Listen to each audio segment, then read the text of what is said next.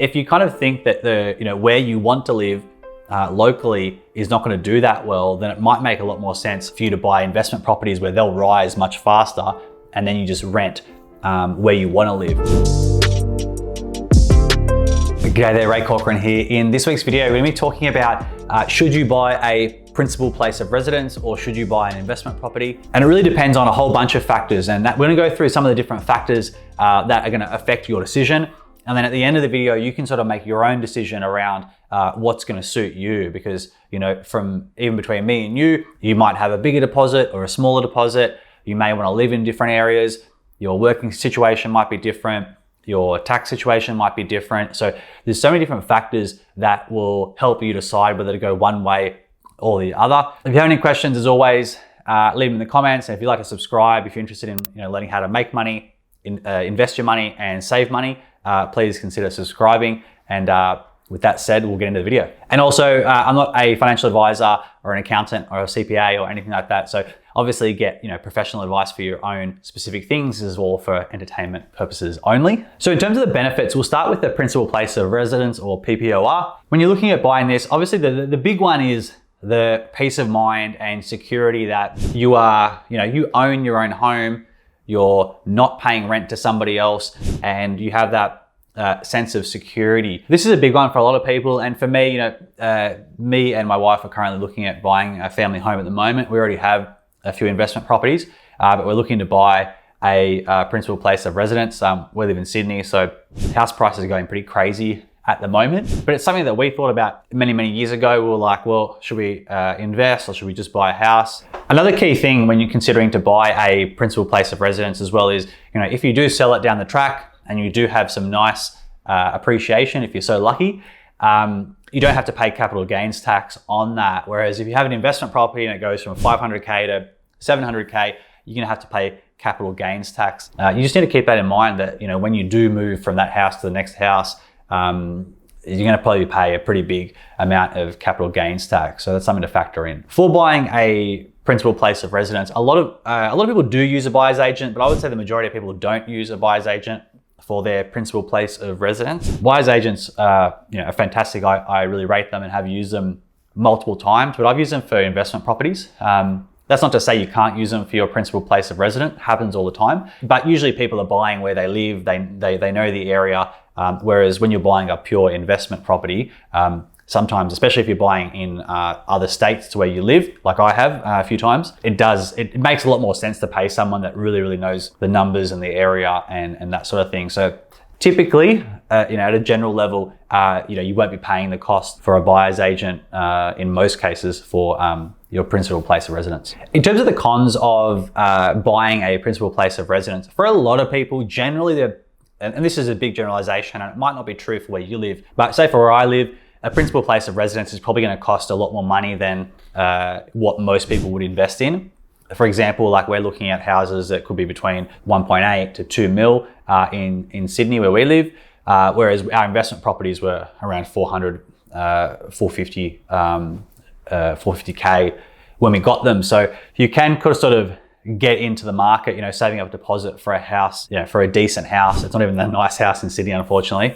Save that deposit up. It does take a while. And one of the cons of buying a principal place of residence when it is much more expensive is that the deposit is going to be a lot bigger. And if you can't set up a big deposit of at least 20%, you'll have to pay lender's mortgage insurance, which on a decent sized property can be as high as 80 grand and higher. Another con is where you want to live. It's usually unlikely to be the area that will grow the most in value. What are the chances that where you happen to want to live is going to be the top 5 or top 10 areas in your entire country to invest? It's just unlikely, statistically. So with that in mind, there's probably better investments in other areas, but if you want to live there and you want to buy that house, your chances are you're probably missing out on some growth and appreciation on that particular property because it's just, other areas just perform better. And you just don't get that flexibility that you would get with being able to pick a property anywhere in the country that you live in based on the numbers and which one stacks up the best. The next thing in terms of cons for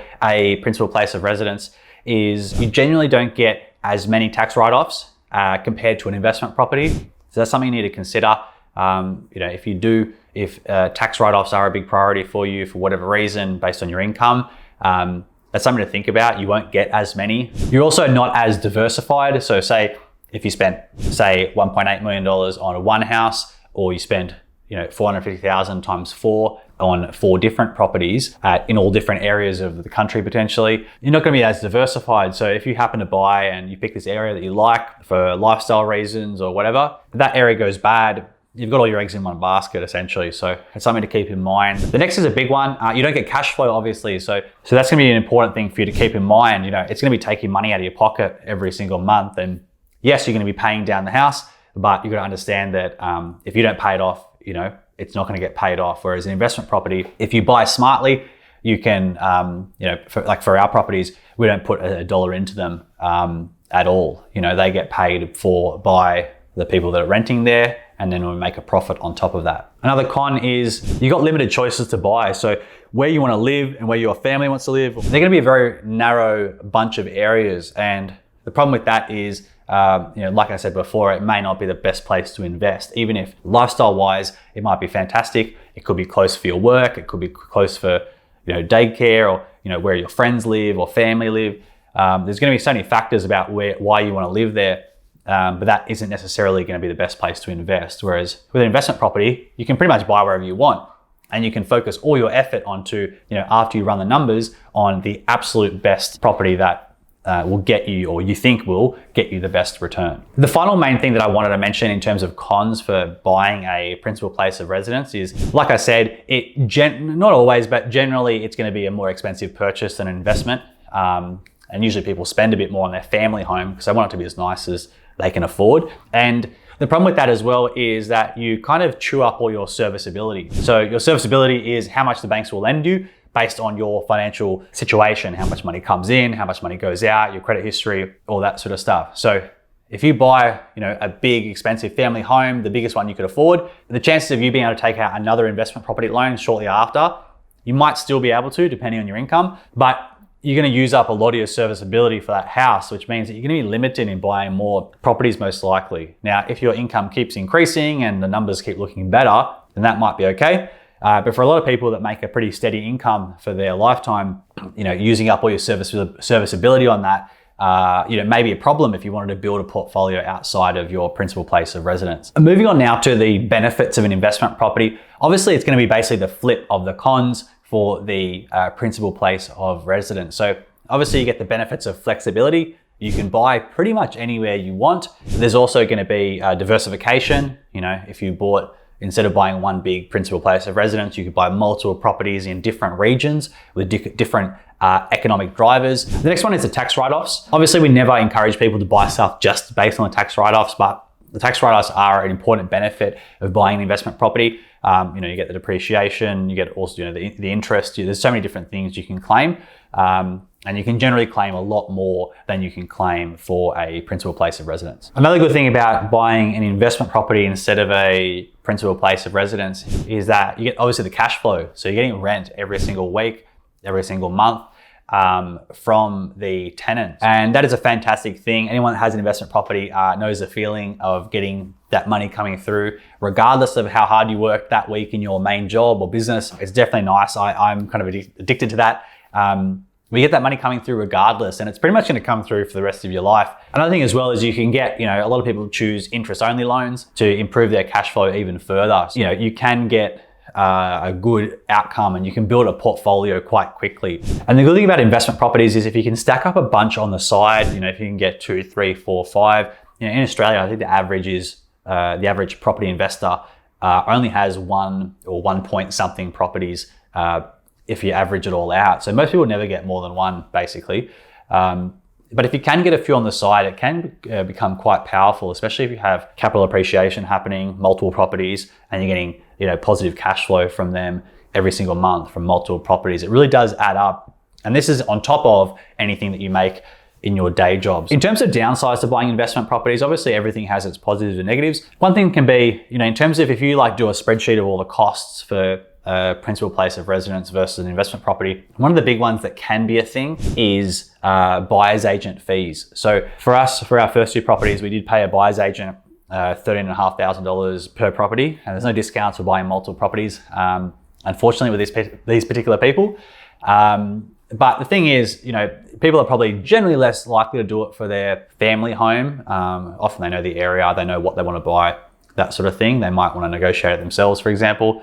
Whereas if they're investing, especially interstate, they don't know the market, they don't know as much about the investing process, so they may, you know, they're more likely to use a buyer's agent for that. But those fees can add up quite quickly. If you were to buy, say in the example I used before, if you've got a $1.8 million house, a family home that you want to buy, and you're considering, say, 4 smaller investment properties at $450,000, and obviously this is all relative, you can do smaller numbers if you want. 4 properties at $13,500, that's $54,000 in buyer's agent fees. And some of them do discounts for buying multiple, of course, and some have lower fees than that.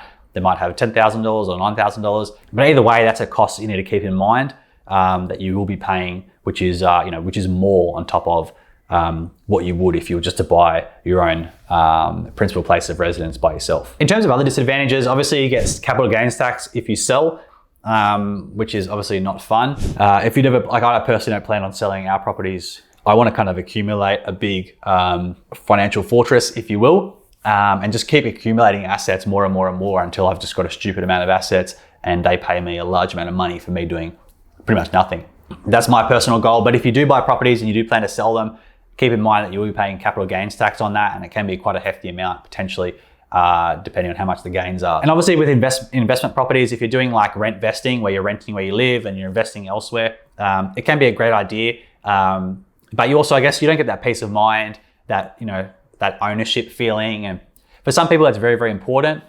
For me, I didn't personally care about that early on. But so which one should you go with? So it's going to depend on a bunch of things. You need to have a think about where you are looking to buy a family home hypothetically, and put it all in a spreadsheet and have a look at, you know, how much would you realistically pay for this family home? If you Google stamp duty calculators and that sort of stuff, and purchasing costs calculators, it will help you calculate how much will it cost to buy a property that's worth, say, $1.8 million in this example. If you kind of think that where you want to live locally is not going to do that well, then it might make a lot more sense for you to buy investment properties where they'll rise much faster, and then you just rent where you want to live. The next thing is the time or the cost of investment properties. Say if you were to buy multiple smaller investment properties, the time for you to research all that is going to be pretty substantial if you want to do it properly.